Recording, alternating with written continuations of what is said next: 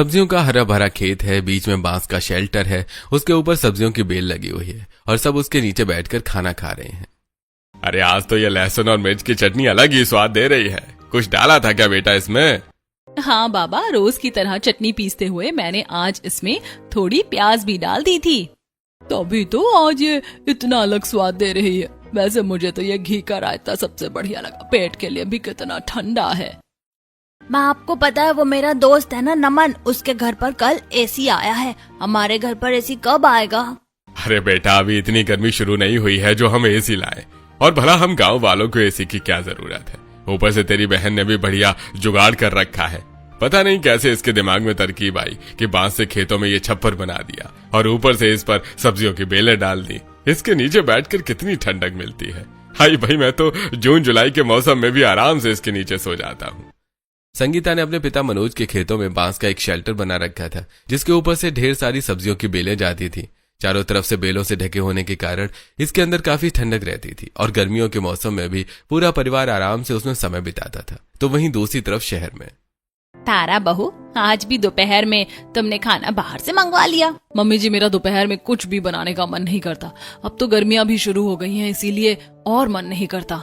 अभी तो ठीक से गर्मी शुरू भी नहीं हुई है और तुझे अभी से आलस चढ़ गया। जब जून का महीना आएगा तब तू क्या करेगी? एक बात तो है, मुझे तो लगता है इस बार तगड़ी गर्मी पड़ने वाली है। कॉलेज से बस स्टैंड जाते जाते मैं तो पसीने से भीग जाती हूँ। वो तो देखते हैं बेटा, दिन की तो सर्दी खत्म हो गई, रात की हल्की हल्की रह गई है। मैं चाहती हूँ ऐसा ही मौसम रहे, ना ज्यादा गर्मी ना ज्यादा ठंड। इसी तरह शाम हो जाती है, रात का वक्त होता है, सब खाना खा रहे होते हैं। तभी सुधीर, 2 दिन बाद मुझे अपनी गांव वाली जमीन का सौदा करने के लिए जाना है। ये राजेश तो वर्क ट्रिप पर जा रहा है। अगर तू फ्री है तो तू मेरे साथ चलना, 2-3 दिन का काम है। ठीक है पापा, वैसे भी मैंने कई महीनों से ऑफिस की छुट्टी नहीं ली है, 2-3 दिन की छुट्टी तो आराम से मिल ही जाएगी। 2 दिन गुजरते हैं और आज सुधीर और उमेश शहर से ट्रेन पकड़कर सीधा गांव पहुंच जाते हैं, जहां वो महेश नाम के आदमी से मिलते हैं। जहां महेश अब उन्हें सीधा मनोज के खेत में ले जाते हैं और अब सुधीर और उमेश खेत में बना हुआ बांस का और बेलों का ढका शेल्टर देखकर सुधीर और उमेश दोनों हैरान होते हैं। अरे भाई, ऐसी चीज तो मैं खेतों में पहली बार देख रहा हूं, और इसके अंदर कितनी ठंडक भी है। भाई मनोज, ये सुधीर भाई साहब अपनी गांव की जमीन का सौदा करने के लिए आए हैं, और ये मनोज भाई साहब, ये सारे खेत इन्हीं के हैं। अरे ये तो मेरी बेटी का दिमाग था, उसी ने ये सब किया है, वरना पहले हम कहाँ खेतों में बैठकर खाना खा पाते थे, और अब देखिए आराम से सो भी जाते हैं। मनोज अपनी बेटी की तारीफें कर ही रहा होता है कि तभी संगीता खेतों में आती है। संगीता भले ही सादगी से रहती थी, लेकिन उसकी सादगी में भी उसकी खूबसूरती अलग ही झलकती थी, जिसे देखकर उमेश भी कुछ देर के लिए बस उसे देखता ही रह जाता है। अरे काका, अगर मुझे पता होता कि आप आए हैं तो मैं आपकी मनपसंद मीठी मीठी लस्सी बनाकर लाती। बेटा वो तो मैं कभी भी पी लूंगा। इनसे मिलो, ये सुधीर भाई साहब हैं और ये उनका बेटा उमेश। अगर तुम्हें कोई दिक्कत ना हो तो उमेश को थोड़ा गांव घुमा दो। शहरी साहब हैं, पहली बार आए हैं गांव, इन्हें भी तो पता चले कि हमारा गांव कितना सुंदर है। संगीता अपने भाई मोनू को साथ में ले लेती है और उमेश को सारा गांव घुमाने लगती है, और वो गांव घूमने के बाद संगीता उमेश को अपने घर लेकर आती है। संगीता की खिड़कियों पर चढ़ी बेलें और आंगन में तरह तरह की उगी सब्जियों को देखकर उमेश, अरे ये सब आपने किया है? लगता है आपको फार्मिंग, मेरा मतलब है खेती वगैरह करने का काफी शौक है। मैं गांव से जरूर हूँ, लेकिन पढ़ी लिखी हूँ, फार्मिंग का मतलब पता है मुझे। संगीता की बात पर उमेश हंसने लगता है। फिर दोनों में काफी बातचीत होने लगती है, और अब रात में जब महेश और सुधीर खाना खाकर घर के बाहर टहल रहे होते हैं, तभी महेश सुधीर से, भाई अब तो उमेश काफी बड़ा हो गया है, तो क्या सोचा है उसकी शादी के बारे में? मुझे तो उमेश के लिए अपनी संगीता बिल्कुल सही लगती है। पढ़ी लिखी भी है, घर गृहस्थी भी अच्छे से संभाल लेती है, बड़ी प्यारी बच्ची है। अरे सच कहूं तो मैं खुद तुमसे इस बारे में बात करने वाला था। एक बार संगीता के घर वालों से बात करो, मुझे तो वो लड़की पहली नजर में ही भाग गई थी। अगले दिन महेश सुधीर की तरफ से संगीता की शादी का प्रस्ताव उसके माता पिता के सामने रखता है, और उन लोगों को भी इस रिश्ते से कोई ऐतराज नहीं होता। तो वहीं दूसरी तरफ शहर में उमेश की भाभी तारा इन सभी बातों से अनजान अपनी बचपन की बेस्ट फ्रेंड आलिया से उमेश की बातें करती है। आलिया, तू कब उमेश को अपने दिल की बात बताएगी? ना खुद बताती है ना मुझे बताने देती है। घर में आजकल उसकी शादी की बातें चलने लगी हैं, कहीं ऐसा ना हो कि वो किसी और का पति बन जाए और तू बस देखती रह जाए। अरे यार ऐसा मत बोल, शादी तो मैं उसी से ही करूंगी। एक काम कर, जब वो गांव से आ जाएगा ना, तब तू उसे मेरे बारे में बता देना, और डायरेक्ट रिश्ता ही भिजवाना मेरे घर। ओहो, लगता है मैडम जी शादी के लिए कुछ ज्यादा ही तावली हो रही है। टेंशन मत कर, अब तेरा ये बेस्ट फ्रेंड से मेरी देवरानी बनने का सफर तो मैं ही तय करूंगी। इससे पहले तारा आलिया के बारे में घर में किसी से कुछ कहती, तभी सुधीर और उमेश गांव से शहर आ जाते हैं और सुधीर बाकी घर वालों को संगीता के बारे में बता देता है। वो सब तो ठीक है, लेकिन लड़की गांव से है, शहर की घर गृहस्थी कैसे समझेगी और आसपास के लोग भी बातें बनाएंगे। पापा जी, ये गांव की लड़कियां तो एकदम गंवार होती हैं, किसी भी चीज की नॉलेज नहीं होती। उस गोपी बहू सीरियल की तरह कहीं उसने भी देवर जी का लैपटॉप या फोन धो दिया तो? बहू, हकीकत में कोई इतना गवार नहीं होता। ये टीवी सीरियल देख देख कर तुम्हारा दिमाग खराब हो गया है। वो लड़की अच्छी खासी पढ़ी लिखी है और घर परिवार भी उनका अच्छा है। इतना कहकर सुधीर जब संगीता की फोटो सभी को दिखाता है तो नैना, कुछ भी बोलो भैया, आपने भाभी तो काफी अच्छी पसंद की है। देखो माँ कितनी सुंदर है ना। काफी समझदार भी है। अरे जब शादी मुझे करनी है तो बाहर वालों से क्या मतलब, हमें उसके साथ रहना है ना, कि ना कि उन लोगों को। घर वाले संगीता और उमेश के रिश्ते के लिए मान जाते हैं तो वहीं तारा मन ही मन काफी ज्यादा दुखी होती है। और जब ये सारी बात आलिया को पता चलती है तो वो तारा पर काफी गुस्सा करने लगती है। आलिया, मैं क्या करती, मैं कैसे किसी को तेरे बारे में बताती? सभी लोगों ने तो उस गांव की गवार को ही अपनी बहू मान लिया। मैं तुझे अपना बेस्ट फ्रेंड समझती थी, बहन से ज्यादा तुझे मैंने चाहा। तू जानती थी कि मैं उमेश को कितना पसंद करती हूँ, लेकिन फिर भी तूने कुछ नहीं किया। आज के बाद तेरी मेरी दोस्ती खत्म। आलिया तारा से हमेशा हमेशा के लिए अपनी दोस्ती खत्म कर देती है, जिससे तारा के मन में अब संगीता के लिए नफरत पैदा होने लगी है।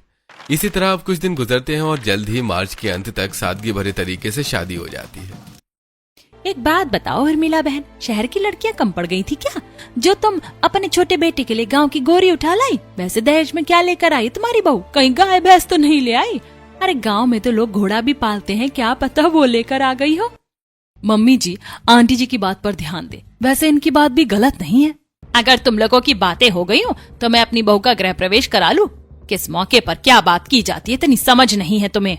उर्मिला की बात सुनकर सभी चुप हो जाते हैं, जिसके बाद अब उर्मिला अपनी नई नवेली बहू का गृह प्रवेश कराती है। इसी के साथ छोटी मोटी शादी की रस्में होती हैं और अब 2 से 3 दिन बाद संगीता की पहली रसोई की रस्म होती है। भाभी, इंडक्शन तो आपको चलाना आता नहीं होगा, तो आप गैस पर खाना बना लीजिए। वैसे गैस का इस्तेमाल तो आपको आता ही होगा ना, क्योंकि मैंने सुना है कि गांव में सब चूल्हे पर ही खाना बनाते हैं। हाँ नैना, ये बात तो सच है, लेकिन अब गांव में भी कई लोगों के घरों में गैस है। और रही बात इंडक्शन की, तो हाँ, वो मुझे इस्तेमाल करना नहीं आता, लेकिन अगर तुम सिखाओगी तो मैं वो भी सीख जाऊंगी। तुम सिखाओगी तो मैं भी सीख जाऊंगी। आई पड़ी, पता नहीं मेरे देवर को क्या पसंद आया इस गांव की लड़की में। कहीं इसने कोई ब्लैक मैजिक तो नहीं किया? पता लगाना पड़ेगा। तुम्हें जो भी अच्छा बनाना आता है ना, तुम अपने मन से बना लो, और कोई भी जरूरत पड़े तो अपनी जेठानी को आवाज दे देना। वैसे तो माँ जी सब बना लेती हूँ, लेकिन अगर कुछ समझ नहीं आया तो मैं भाभी को बुला लूंगी। संगीता की बात सुनकर तारा का मुंह और बन जाता है और अब संगीता सबके किचन से जाने के बाद अपनी शहरी ससुराल की रसोई में सबके लिए छोले पनीर, मलाई कोफ्ता, दही का रायता, चावल, कढ़ी और मीठे में फालूदा बनाती है। और अब जब सब संगीता की पहली रसोई का खाना खाते हैं तो भाऊ, मानना पड़ेगा। अरे मैं तो उसी दिन समझ गया था जब मैंने तुम्हारे हाथ का खाना गांव में खाया था। गांव के खाने का स्वाद ही अलग होता है। मुझे नहीं पता था कि तुम फालूदा भी बना लेती हो। मजा आ गया ठंडा फालूदा खाकर। उमेश, तेरी तो मौज है। देवरानी की पहली रसोई की रस्म में उसकी इतनी तारीफें सुनकर तारा का मुंह बनने में देर नहीं लगती। इसी तरह अब 2-4 दिन और गुजर जाते हैं। तारा घर की शॉपिंग के लिए बाहर जा रही होती है, तभी शारदा, सामान खरीदने जा रही हो ना, एक काम करो, अपने साथ संगीता को भी ले जाओ। इसी बहाने ये थोड़ा बहुत आसपास घूम लेगी। मम्मी जी, आपको पता है ना कि मुझे शॉपिंग वगैरह अकेले ही करना पसंद है। मैं किसी के साथ ठीक से सामान नहीं ले पाती। और नैना भी तो है घर में, आप उससे बोल दीजिए, वो ले जाएगी इसे बाहर। नैना अपनी सहेली के घर चली गई है, और तू घर का ही तो सामान लेने जा रही है, इसे भी ले जा, दोनों मिलकर सामान ले लेना। न चाहते हुए भी तारा को अपनी गांव वाली देवरानी के साथ शॉपिंग के लिए मॉल जाना पड़ता है। भाभी, ये मॉल तो काफी ज्यादा बड़ा है और यहाँ पर तो काफी सारी चीजें हैं। मुझे लगा सिर्फ राशन का ही सामान होगा। देखा, हो गई ना उतावली, आज से पहले गई थोड़ी ना होगी ऐसी जगह पर। अरे उनके गांव की तरह थोड़ी ना है हमारा शहर, क्यों ना इसे थोड़ा नीचा दिखाया जाए।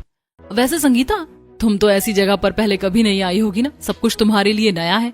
तो प्लीज यहाँ की किसी भी चीज को हाथ मत लगाना, कहीं तुमने किसी चीज को खराब कर दिया तो बहुत नुकसान हो जाएगा। जब तक इन सामानों को हाथ नहीं लगाएंगे तो इन्हें लेंगे कैसे? और ऐसा नहीं है कि मैं पहले कभी ऐसी जगह पर नहीं आई। मेरी दूर की मौसी है, वो भी शहर में रहती हैं। मैं जब भी उनके घर आई थी तो उनके साथ मॉल जाया करती थी। वो इससे थोड़ा छोटा था लेकिन वो भी बढ़िया था। वहाँ पर भी काफी सारा सामान मिलता था। इसे देखकर तो लगता ही नहीं है कि गांव की है। कैसे इसे सब कुछ पता रहता है। जहां तारा संगीता को नीचे दिखाने की सोच रही थी, वहीं संगीता की बात सुनकर तारा का मुंह बन जाता है। अब वो लोग घर का सारा सामान लेकर घर आ जाते हैं। ऐसे कुछ दिन और गुजरते हैं और आज गली में सब्जी वाला आया होता है। आसपास की सभी औरतें सब्जी लेने के लिए नीचे आ जाती हैं। ये भिंडी किस भाव दी है और पालक? पालक 40 रुपए किलो और भिंडी 60 रुपए किलो। आप तो बिल्कुल लूट ही रहे। दिन पर दिन गर्मी के साथ साथ सब्जी की महंगाई भी बढ़ती जा रही है। सभी अब महंगी सब्जियां ही लेने लगते हैं कि तभी संगीता अपनी जेठानी के साथ बाहर सब्जी लेने आती है। और जब वो उन सब्जियों को देखती है तो एक तो आप बासी सब्जी बेच रहे हो, वो भी इतनी महंगी। खेतों से तो आप आधे दामों में सब्जियां लेकर आते हो। ये सब बासी सब्जियां हैं लेकिन दिखने में तो ताजी लग रही हैं। ये सब काफी पुरानी सब्जियां हैं। गांव में हमारा सब्जी का ही काम है, इसीलिए मुझे इनकी अच्छे से परख है। क्यों भैया, क्यों चूना लगा रहे हो लोगों को? मैं कोई चूना नहीं लगा रहा हूँ। सालों से यहाँ सबको सब्जियां बेच रहा हूँ। अगर आप लोगों को फिर भी इनकी बातों पर यकीन है तो बता दीजिए, कल से नहीं आऊंगा सब्जियां लेकर। अरे भैया, आप तो गुस्सा हो गए। मेरी देवरानी तो मजाक कर रही थी। तुम्हारा दिमाग तो नहीं खराब हो गया? मार्च का महीना खत्म हो चुका है, धीरे धीरे गर्मी बढ़ रही है। इस सब्जी वाले की वजह से हमें सब्जी लेने के लिए दूर नहीं जाना पड़ता और तुम हो की। लेकिन भाभी, ये सच में बासी सब्जियां हैं। चुप करो तुम और अंदर चलो। तारा संगीता को डांटकर अंदर भेज देती है। संगीता अपनी जेठानी की इज्जत करते हुए उसे कुछ नहीं कहती।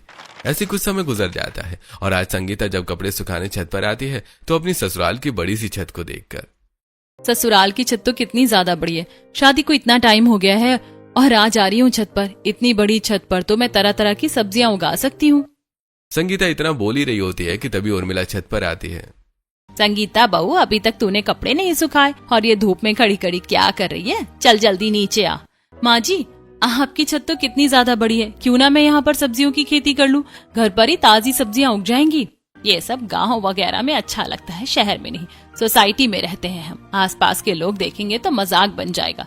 कोई जरूरत नहीं है ये सब करने की। उर्मिला कुछ और कहती कि तभी वहां तारा आ जाती और सारी बातें सुनकर, आप एक गांव की बहू से क्या ही एक्सपेक्ट कर सकती हैं? गाय भैंस पालन नहीं हुआ ना, इसीलिए अब यहाँ खेती करना चाहती है। अपनी जेठानी की ऐसी बातें संगीता को काफी बुरी लगती हैं। रात के खाने में जब सुधीर तोरई की सब्जी देखता है तो, अरे बहू, परसों तुमने इतनी सारी सब्जी ली थी और आज तुमने ये तोरई की सब्जी बनाई है। जी, वो सारी सब्जियां खराब हो गई और आज सब्जी भी काफी महंगी थी तो बस तोरई ले ली थी। खराब तो होंगी ही ना, बासी सब्जियां जो थी। पापा जी, मैं सोच रही थी कि क्यों ना मैं छत पर थोड़ी बहुत खेती कर लूं। इससे हम कुछ सब्जियां तो घर में ही उगा लेंगे। मैंने समझाया था ना तुझे, आसपास के लोग देखेंगे तो बातें बनाएंगे। छत हमारी है, हम कुछ भी करें, लोगों से हमें क्या मतलब है? और इसी बहाने हमें घर पर ऑर्गेनिक सब्जियां तो मिल जाएंगी। बहू, तुम कर लेना छत पर खेती। और जो भी सामान चाहिए होगा वो तुम भाभी के साथ जाकर ले आना, उन्हें उसकी दुकान पता है। सभी की बात सुनकर तारा का बहुत बुरी तरह से मुंह बन जाता है। अब तारा अगले दिन संगीता को न चाहते हुए भी फार्मिंग की शॉपिंग के लिए दुकान पर ले जाती है। भाभी, ये सारे बीज, खाद और ये बाकी का सामान खेती करने में काम आएगा। ये कुछ ज्यादा ही दिमाग नहीं चाट रही है? अभी बताती हूँ इसे। तारा जानबूझकर संगीता को मार्केट में ही छोड़कर गायब हो जाती है और जब संगीता काफी देर तक तारा को नहीं मिलती, हे भगवान, ये तारा भाभी कहाँ चली गई? तारा के न मिलने पर संगीता काफी मुश्किल से ऑटो लेकर घर आती है। संगीता बहू, कहाँ रह गई थी तुम? तुम्हारा फोन भी नहीं लग रहा था। पता है हम सब कितना परेशान हो गए थे। संगीता, तुम कहाँ चली गई थी? मैंने भी तुम्हें बाजार में काफी ढूंढा लेकिन तुम नहीं मिली। तारा की चाल को संगीता पहचान जाती है लेकिन वो किसी से कुछ नहीं कहती। अगले दिन संगीता अच्छे से छत की धुलाई करती है। अब घर में रखी वेस्ट प्लास्टिक की बोतलें, स्टोर रूम में रखा पुराना टायर और कुछ पेंट के डिब्बे और ब्रश लेकर छत पर आ जाती है। अब वो उन प्लास्टिक की बोतलों को बीच में से काट कर उन्हें पेंट करने लगती है। छत पर आकर तारा ये सब देखती है। संगीता, तुमने कबाड़ का काम भी शुरू कर लिया क्या? कबाड़ का काम शुरू नहीं किया, आप बस देखती जाइए। संगीता उन प्लास्टिक की बोतलों और कंटेनरों को भी छत की दीवार पर अच्छे से फिट कर देती है। अब अगले दिन उन सभी डिब्बों और टायर के अंदर खाद मिट्टी डालकर उसमें बीज डालती है और आखिर में पानी डालने लगती है, जिसे देखकर पड़ोस की छत पर खड़ी कमलावती, ये तो क्या कर रही है? काफी देर से देख रही हूँ। वो मैं छत पर सब्जियां उगा रही थी। मैंने टमाटर, मिर्ची, धनिया, लौकी, तुरई, बैंगन और भी कई सारी सब्जियों के बीज डाले हैं। अब गमला 200 रुपए का एक था तो मैंने प्लास्टिक के डिब्बों का इस्तेमाल कर लिया। और देखिए ये टायर, इसमें मैंने धनिया और पुदीने के बीज डाले हैं। छत की सजावट भी बढ़ेगी और सब्जियां भी मिल जाएंगी। अरे ये उर्मिला की बहू तो सच में पूरी गंवार निकली। अब क्या हमारी सोसाइटी को भी अपने गाँव का खेत बनाकर मानेगी। आस पड़ोस की औरतें संगीता को देख देख कर तरह तरह की बातें करती हैं, लेकिन संगीता किसी की भी बातों पर ध्यान नहीं देती। ऐसे ही हफ्ता भर गुजर जाता है। और संगीता, तुम्हारी खेती का काम कैसा चल रहा है? हाँ भाभी, सब्जियाँ कब उगेंगी? मुझे घर की उगी हुई सब्जियाँ खानी है। मैं तो बहुत एक्साइटेड हूँ। 15 से 20 दिन हो जाते हैं और इन दिनों में अब धीरे धीरे संगीता के बोए हुए बीजों के अंदर से कलियां निकलनी शुरू होती हैं। पर्याप्त पानी और धूप की वजह से मेरा काम कितना आसान हो गया है। बस कुछ और हफ्तों में ढेर सारी सब्जियाँ होंगी मेरी छत पर। इसी तरह दिन गुजरने लगते हैं और बीतते दिनों के साथ साथ अब गर्मी भी पहले से काफी ज्यादा बढ़ चुकी थी। अरे भाभी, ये आप कैसे झाड़ू लगा रही है? मशीन का इस्तेमाल करके? इसे वैक्यूम क्लीनर कहते हैं। इतनी गर्मी में अब झुक कर झाड़ू लगाऊंगी तो पसीना तो आएगा ही ना, इसीलिए मैंने ये ऑर्डर कर लिया। वो तो ठीक है भाभी, लेकिन मेरे ख्याल से इंसान को कुछ काम अपने हाथ पैरों को इस्तेमाल करके ही करने चाहिए। इससे शरीर में फुर्ती आती है और पसीना निकलना तो अच्छी बात होती है। तुम्हारी जेठानी है ही बेवकूफ। मेरे पूरे 20,000 रुपए उड़ा दिए इसने इस वैक्यूम क्लीनर को लेने के चक्कर में। राजीव की बात सुनकर तारा का मुंह और ज्यादा बन जाता है। वहीं आज बढ़ती गर्मी की वजह से किसी का भी खाना खाने का मन नहीं था। अरे अजीब सी बेचैनी हो रही है। मेरा मन नहीं कर रहा खाना खाने का। मैं तो बस ये खीरा खा लूंगा। मैं भी सिर्फ नींबू पानी पी लूंगी। ले जाओ इस खाने को। अरे माँ जी, गर्मी हो या सर्दी, इंसान को खाना रोज खाना चाहिए। मैं आपके लिए एक बढ़िया सी चीज बनाकर लाती हूँ जिसे खाकर आप एक्स्ट्रा ही खाना बनाएंगे। संगीता अब जल्दी से छत पर जाती है और उन टायर के अंदर उगे हुए पुदीने को तोड़कर सीधा नीचे ले आती है। किचन में जल्दी से पुदीने की चटनी बनाकर उसमें ठंडा ठंडा दही मिला देती है, जिसके साथ सब रोटियां खाते हैं। भाई, हम तो गर्मियों में कभी चटनी को हाथ भी नहीं लगाते, लेकिन तुम्हारी वजह से आज ये चटनी खाने में बड़ा मजा आ रहा है। पुदीना धनिया काफी जल्दी ही हो जाते हैं, तो मैंने उसी से ये चटनी बना ली और दही की वजह से ये और ठंडी लग रही है। भाभी, मानना पड़ेगा आपको। सब संगीता की काफी तारीफें करते हैं। इसी तरह कुछ दिन और गुजरते हैं और अब संगीता की सब्जियों की बेलें निकलनी शुरू हो जाती हैं, जिन्हें देखकर संगीता सोचती है, ये बेलें तो ऐसे ही नीचे पड़ी रहेंगी। इससे अच्छा मैं एक काम करती हूँ जो मैंने अपने खेत में किया था। संगीता अपने पति से कहकर अब छत पर लकड़ियों का एक शेल्टर बनवा लेती है, जिस पर वो उन सब्जियों की बेलों को डाल देती है। समय बीतने के साथ साथ जैसे जैसे बेलें बड़ी होती हैं, वो शेल्टर को तीनों तरफ से अच्छे से घेर लेती है। अरे तुमने बढ़िया किया, बिल्कुल गांव वाली फीलिंग आ रही है मुझे। अब कुछ दिन और गुजरते हैं और गर्मी इतनी ज्यादा बढ़ चुकी थी कि किचन में खड़े होकर खाना बनाना बहुत मुश्किल था। छत के नीचे ही किचन है। पूरी किचन किसी भट्टी की तरह दहका रहता है। लगता है अब किचन में भी एक एसी लगवाना ही पड़ेगा, वरना इतनी गर्मी में खाना बनाना तो नामुमकिन है। भाभी, ये किचन है या कोई आग का गोला? कितनी गर्मी है यहाँ। मैं तो यहाँ 2 मिनट भी नहीं रुक सकती। रसोई की तपिश देखकर संगीता को एक तरकीब सूझती है। वो अगले दिन कुछ ईंटें और मिट्टी और बालू मंगवाकर छत पर अपने बनाए हुए शेल्टर के नीचे मिट्टी का चूल्हा बनाती है। शाम तक जैसे ही वो सूखता है, वो किचन से कुछ बर्तन और सामान लेकर छत पर जाने लगती हैं, जिसे देखकर उर्मिला पूछती है, अरे बहू, ये खाना बनाने का सामान लेकर कहाँ जा रही है ऊपर? माँ जी, खाना बनाने के लिए। खाना बनाने के लिए? लगता है तुम्हारी बुद्धि पूरी तरह से खराब हो चुकी है। माँ जी, इसकी बात सुनी आपने? संगीता किसी को कोई जवाब नहीं देती और मुस्कुराकर सीधा छत पर चली जाती है। अब वो आराम से उस शेल्टर के नीचे ठंडक भरी जगह में बैठकर अपनी ठंडी रसोई में खाना बनाती है। जब थोड़ी देर बाद पूरा परिवार संगीता के कहने पर ऊपर आता है, तो वो दृश्य देखकर, अरे ये सब क्या है? मुझे तो लगा था कि तुम सिर्फ छत पर सब्जियां उगा रही हो, लेकिन यहाँ तो तुमने पूरी रसोई बना ली। और इस शेल्टर के नीचे तो कितनी ठंडक है। मैंने इस गर्मी के मौसम में छत पर ही ठंडी रसोई बना ली है। अब से आप लोग भूखे नहीं रहेंगे। संगीता की बात सुनकर सभी शेल्टर के नीचे बैठ जाते हैं। संगीता जल्दी जल्दी रोटियां बनाती है और सभी को पुदीने का रायता, दही, चूरमा और अपनी छत पर उगी हुई सब्जियों से बनी मिक्स वेज परोसती है। कसम से मजा आ गया। नीचे से ज्यादा ठंडक तो इस वक्त छत पर हो रही है। तेरा ये शेल्टर बिल्कुल वेंटिलेशन का काम कर रहा है। कितनी ठंडक है यहाँ।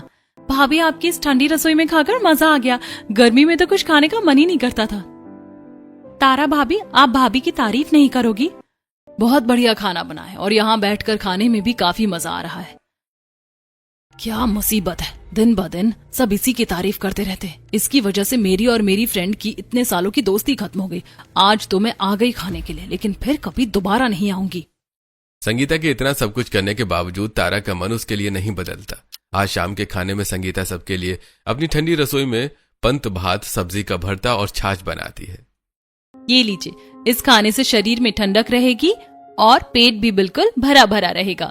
कुछ भी बोलो, आपकी इस ठंडी रसोई में मजा तो आता है। शाम ही नहीं, मैं तो दिन में भी आ जाऊं तो भी यहाँ एक अलग ही ठंडक होती है। संगीता अपने पूरे परिवार के साथ बैठकर अपनी ठंडी रसोई में खाना खा रही होती है कि तभी पड़ोस की छत पर खड़ी औरतें ये देखकर, शाम के वक्त भी हम लोग अपनी छत पर खड़े नहीं हो पा रहे और ये लोग बैठकर आराम से खाना खा रहे हैं। ऐसे ही कुछ दिन और गुजर जाते हैं। आज रात का खाना तारा बना रही होती है, लेकिन रात में भी तारा की रसोई काफी गर्म होती है। दिन तो दिन, रात में भी इस रसोई में थोड़ी बहुत भी ठंडक नहीं है। और एक मेरी देवरानी है जो उस ठंडी रसोई में दोपहर हो या सुबह आराम से खाना बना लेती है। गर्मी से वो इतनी परेशान हो जाती है कि अब वो राजीव से एसी के लिए बोलती है। किचन में एक छोटा सा एसी लगवा दीजिए, इतनी गर्मी में मैं खड़े होकर खाना नहीं बना सकती। अरे यार, किचन में एसी कौन लगवाता है? और रही खाना बनाने की बात, तो तुम संगीता के साथ जाकर छत पर ही बना लिया करो ना। वैसे भी उसकी ठंडी रसोई में खाना खाने के साथ साथ बनाने में भी अच्छा लगता है। मुझे उस गंवार से कंपेयर करने की जरूरत नहीं है। पता है आसपास के लोगों से देखकर क्या क्या बातें बनाते। आप मेरे लिए बस एसी लेकर आ जाओ। तारा के बार बार कहने पर राजीव एसी ले आता है, जिसकी ठंडी हवा में खड़े होकर तारा वो आराम से खाना बनाती है। अब आ रहा है खाना बनाने में असली मजा। मेरी उस गंवार देवरानी की रसोई कितनी भी ठंडक भरी क्यों ना हो, लेकिन मेरी इस ठंडी रसोई के सामने उसकी वो रसोई कुछ भी नहीं। अब 1-2 दिन गुजरते हैं। आज संगीता अपनी ठंडी रसोई में सबके लिए बेल का शरबत, सत्तू और नींबू का शरबत बनाती है। मैंने जो नींबू उगाए थे, देखिए कितने बड़े बड़े हैं। एक नींबू से 3 ग्लास शरबत बन गया। और पापा जी, आपके लिए मैंने खास तौर पर बेल का शरबत बनाया है, जो शरीर के लिए काफी अच्छा होता है। वैसे भाभी नहीं आई। जब से रसोई में एसी लगवाया है ना, तब से वो पूरा दिन कुछ न कुछ बनाकर वहीं खाती रहती है। छोड़ उसे। अपनी गांव वाली बहू की ठंडी रसोई में बैठकर ठंडा शरबत पीकर सभी काफी खुश होते हैं। वहीं आज नैना अपनी भाभी की ठंडी रसोई दिखाने के लिए अपनी कुछ सहेलियों को लेकर आती है। मुझे लगा कि तू मजाक कर रही है, लेकिन तेरी भाभी ने सच में इस कड़कड़ाती धूप में भी छत पर ठंडी रसोई बसा रखी है। इसमें कितनी ठंडक है। इन्हें तो खाना बनाते हुए भी गर्मी नहीं लग रही। कितनी सारी सब्जियां हैं भाभी, थोड़ी सी सब्जियां मुझे भी दे दीजिए ना। थोड़ी सी क्यों, तुम बहुत सारी लेकर जाना और तुम भी लेकर जाना। अपनी ठंडी रसोई संभालने के साथ साथ संगीता छत पर उगी सब्जियों को भी अच्छे से ध्यान रखती थी। ऐसे ही अब 1 महीना गुजर जाता है और आज घर का बिजली का बिल आता है। जब सुधीर उसे देखता है तो, ए भगवान, हर महीने के हिसाब से इस महीने का बिल तो कुछ ज्यादा ही आ गया है। तुम लोग क्या कुछ एक्स्ट्रा चला रहे हो? लोग नहीं, आपकी बड़ी बहू एक्स्ट्रा चला रही है। महारानी ने किचन में एसी लगवाया, पूरा दिन एसी चलता है तो बिजली का बिल तो बढ़ेगा ही ना। पहले ही हम घर के 2-3 एसी के बिल से परेशान थे और अब तूने एक और बढ़ा दिया। मम्मी जी, मैं क्या करती, गर्मी भी तो इतनी ज्यादा हो रही है ना। बहू, 8,000 तो फिर भी ठीक था, लेकिन ये 12,000 15,000 का बिल हम नहीं दे सकते। अगर एसी चलाना है तो लिमिट में चलाओ, वरना बंद करके खाना बनाओ। अपने ससुर की बात सुनकर तारा लिमिट में एसी चलाना शुरू तो कर देती है, लेकिन गर्मियों की वजह से अक्सर पावर कट जाया करती थी। हे भगवान, अब तो मुझे पहले से भी ज्यादा गर्मी लगने लगी है। क्या करूं, पूरा पसीना पसीना हो गई मैं तो। गर्मी से परेशान होकर अब उसे न चाहते हुए भी छत पर अपनी देवरानी की ठंडी रसोई में जाना पड़ता है। ठंडक तो है, वो उतनी ज्यादा पढ़ी लिखी तो नहीं है, लेकिन दिमाग इसका काफी तेज है। तारा वहीं बैठी होती है कि तभी लाइट आ जाती है।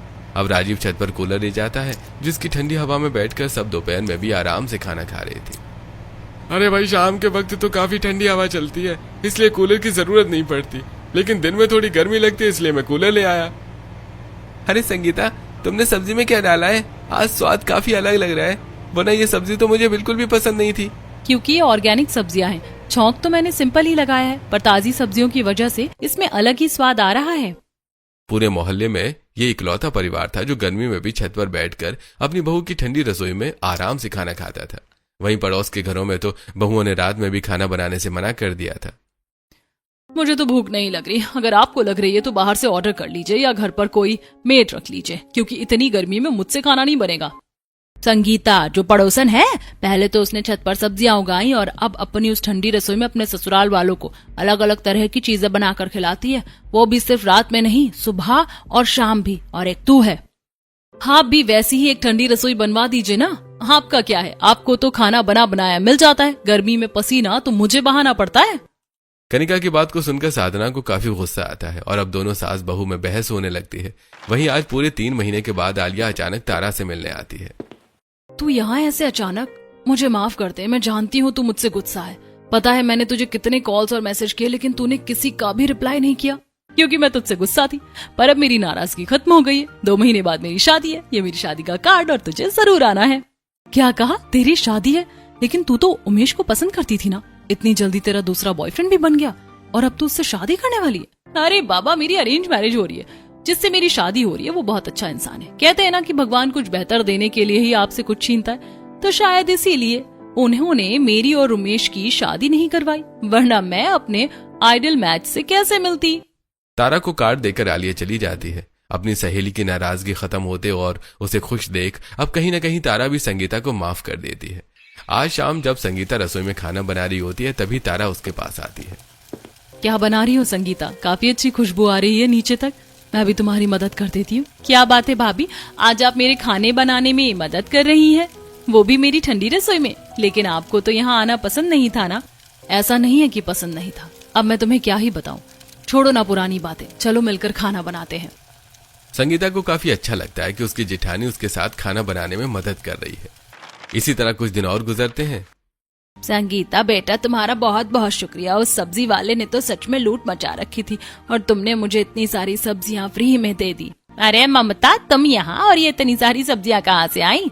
तुम्हारी बहू ने दी है। कल उस सब्जी वाले से जो सब्जी ली थी ना, वो सारी की सारी बासी निकली और सुबह तक खराब भी हो गई। अच्छा, पहले तो तुम मेरी बहू का काफी मजाक उड़ाती थी और अब मेरी बहू से ही सब्जियां ले रही हो। चलो अच्छा है, अच्छा है। अब आसपास की औरतें सीधा संगीता के पास से ही सब्जियां लेना शुरू कर देती है, जिन्हें मंडी के भाव से कम पर बेचकर भी संगीता अच्छे खासे पैसे कमा रही थी। 1-2 हफ्ते और गुजरते हैं। सभी लोग ठंडी रसोई में बैठकर शाम की चाय पी रहे होते हैं कि तभी नैना बोलती है। भाभी, ये देख लीजिए, आपकी इस गर्मी वाली छत की ठंडी रसोई पर कितने सारे लाइक्स आए हैं। जब मेरी सहेलियां आई थी तो उन्होंने इसकी फोटो सोशल मीडिया पर डाली थी। काफी सारे लोग आपकी इस ठंडी रसोई में आकर खाना खाना चाहते हैं। मैं तो कह रही हूँ भाभी कि आप यहाँ एक रेस्टोरेंट ही खोल लो।